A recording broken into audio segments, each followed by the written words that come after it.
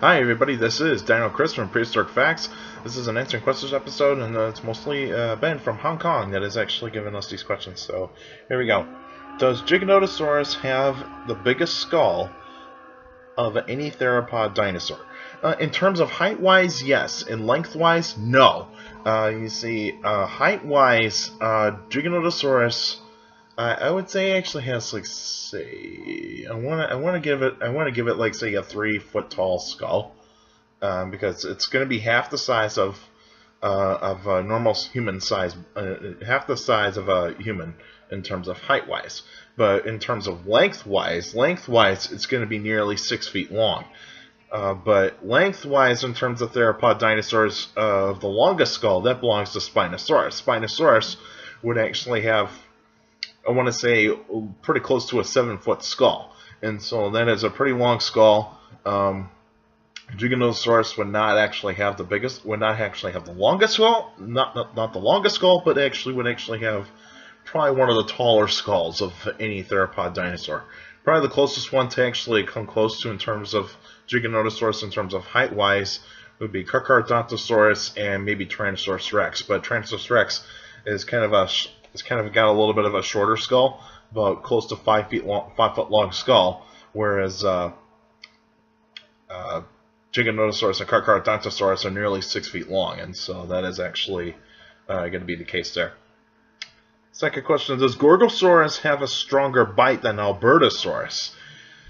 That is a tough one. I would actually say they're nearly the same, because first of all, one is going to be bigger than the other, and so because if I remember correctly, Albertosaurus is actually larger than Gorgosaurus, because Gorgosaurus can actually be 25 feet long, whereas Albertosaurus can actually be 30 feet long. And so I would actually say that their bite forces are going to be nearly the same, and so I would actually say that Albertosaurus might actually have, like, say, maybe a 4,000-pound bite, whereas Gorgosaurus could actually have maybe say, 3,000-pound bite, you know, because they're going to be nearly the same, and so in terms of bite force, and so I would, because they're nearly the same size, but one is shorter than the other. Albertosaurus is going to be a tad bit taller, probably like a foot taller than Gorgosaurus, but Gorgosaurus would actually be a little bit more agile, and the skulls are nearly the same, and so they're actually sister species. And so if you actually look at the Tyrannosaur family tree, and you actually, or the phylogeny, you actually see the Albertosaurian part of the Tyrannosaur family phylogeny, and you actually kind of see is that Albertosaurus and Gorgosaurus are actually in the same category, I would actually say, and that's because they're called sister species. They actually share the same common ancestor that actually split them up and kind of become different kind of species. And so the reason why they're actually sister species is that they're nearly so close to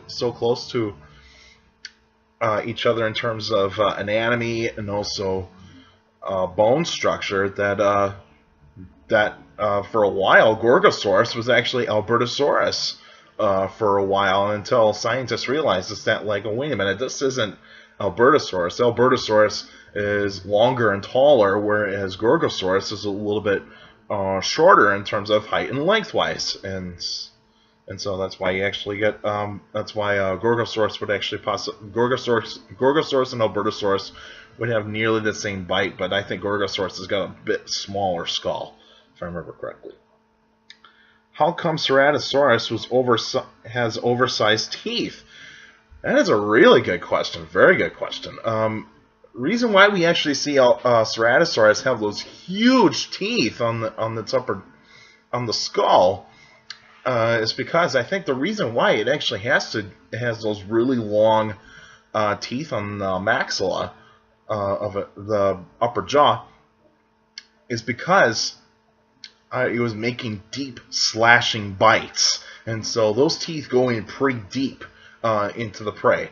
Now, they're not going to actually have a very strong bite. It's because Ceratosaurus' teeth are not as strong as, like, say, Allosaurus or Torvosaurus, or even Tyrannosaurus rex, and even all Tyrannosaurs in a way. Because when you actually look at Ceratosaurus teeth, they're very thin, and also it is a primitive dinosaur, very primitive dinosaur of the late Jurassic. And so when you actually see Ceratosaurus compared to Allosaurus, Allosaurus is a little bit more advanced. It's because the teeth are a little bit more, or a bit more stronger, and also Allosaurus has got a little bit more of a stronger bite. Whereas Ceratosaurus does not have a very strong bite, and also would actually be very careful when it actually is coming down to actually take a bite. And so it probably actually had to move in really carefully and actually make it kind of open its jaws wide enough so that way it can actually penetrate those teeth into the flesh of its prey, and then ultimately make these like deep gashing bites. And so that's the reason why it actually has to do that. It's just because their jaws were like scissors in a way to make very deep slashing bites. And how come in North America Torvosaurus is smaller than Allosaurus? Actually, Allosaurus is in terms of lengthwise, Allosaurus and Torvosaurus are actually in different ways. There's many kinds of species of Allosaurus. Allosaurus fragilis, the most common species of Allosaurus, would actually be shorter than Torvosaurus. Allosaurus, the largest Allosaurus species, would actually be nearly the same length as Torvosaurus. And they actually have very different kinds of structures. Torvosaurus would actually be pretty much the larger theropod in, like, say, Portugal and Spain, in those types of areas, because where some Torvosaurus fossils have been found. But in terms of North America, Torvosaurus is not the largest theropod in the late Jurassic. That belongs to Saurophaganax. And so Saurophaganax would be the same length as Torvosaurus, but it would be taller than Torvosaurus. And so they're actually going to be different kind of ways of how they're going to hunt prey. I think Saurophaganax tends to actually let a lot of other predators take down prey for them. But even though I think Saurophaganax actually would hunt more of the sauropods, Torvosaurus would actually be nearly the same way. It's just that Torvosaurus is more of an active hunter, whereas Allosaurus is actually a very active hunter, where you actually see is the bite marks, and also its use of its hands or its arms to actually grab and hang on to prey, whereas Torvosaurus and Saurophaganax would not actually be able to have that kind of ability with those arms, because their arms are going to be very limited with their movement. And so I would say that Allosaurus fragilis is shorter than your basic Torvosaurus. And then when you actually compare, like, say, the largest Allosaurus species, I can't remember what the species name is for that Allosaurus, but that would be nearly the same length, but possibly a tad bit taller than Torvosaurus. So when you actually look at Allosaurus, there's many kinds of species. If you're actually talking about Allosaurus fragilis is shorter, whereas the largest Allosaurus species is actually going to be nearly the same length as Torvosaurus and actually have a little bit better height advantage, but Saurophaganax would actually be the larger Allosaur.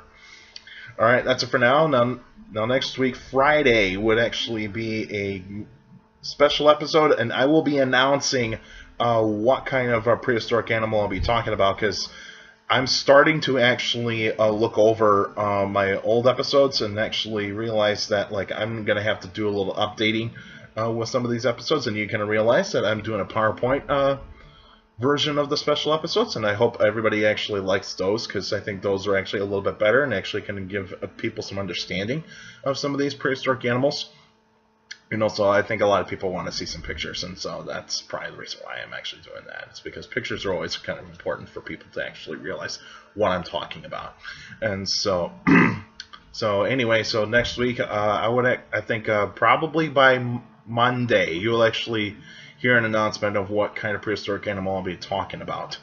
And so, and the few of you that have suggested to me, like the 2 mammals and the 2 reptiles, I'll still try to do those. I'll actually just have to look up all the information for all of them and actually keep you guys updated with those when I ever get the chance. And so Monday I'll actually announce what kind of prehistoric animal I'm going to be talking about. So, and I'm already making a list of all those types of dinosaurs, reptiles, mammals, birds, marine animals, you name it. And so stay tuned for that. And so next week, Friday, would actually be the special episode. Now, if you still got any questions about dinosaurs or any other prehistoric life, feel free to send them at any time. You can send me your questions by email at dinocrest71@gmail.com, or as go on my Facebook page, Prehistoric Facts of Dino Crest. Like the page, you get your post your questions on the wall or in the comment section. But remember, keep your questions short and to the point. You can also follow me on Twitter at CSGRALL.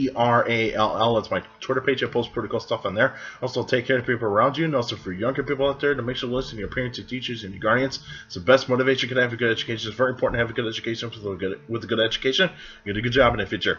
All right, that's it for now, and I'll see you guys next week.